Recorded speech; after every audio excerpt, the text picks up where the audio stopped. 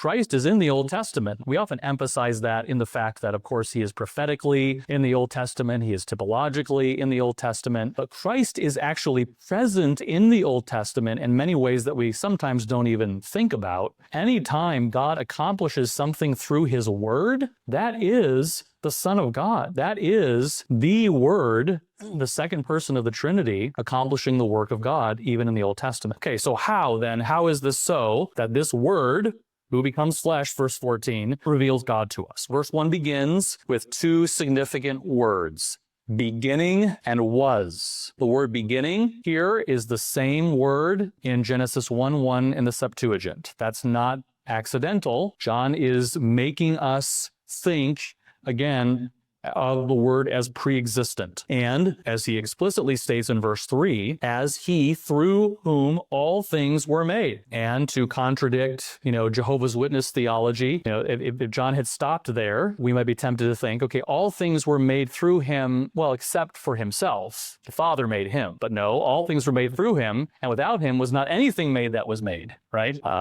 He can't have been made because all things that were made through and by him. Again, every word, every phrase is important. So again, John, with using this word beginning, is drawing our attention back to Christ as pre-existing his carnation and even pre-existing the creation of the world, because it is through him, through the word, that all things were made. In the beginning was. Ryle pointed out that even the tenses of the verbs here are important.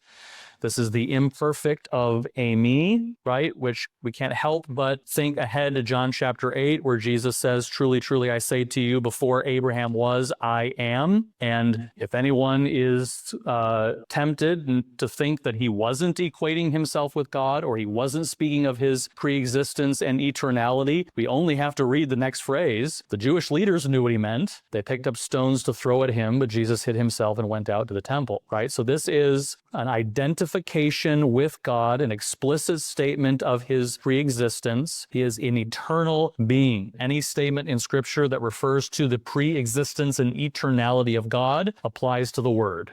Second phrase, and the Word was with God. A couple of significant implications from this phrase. Number one, the Word coexisted with God infinitely. So again, you cannot take from these phrases, you cannot twist them to argue that the Father pre-existed the Son and somehow created the Son. It's not possible from the grammar of these phrases. But also, it is clear here that the Word had some personal distinctiveness even within the Godhead. The Word was existing with God.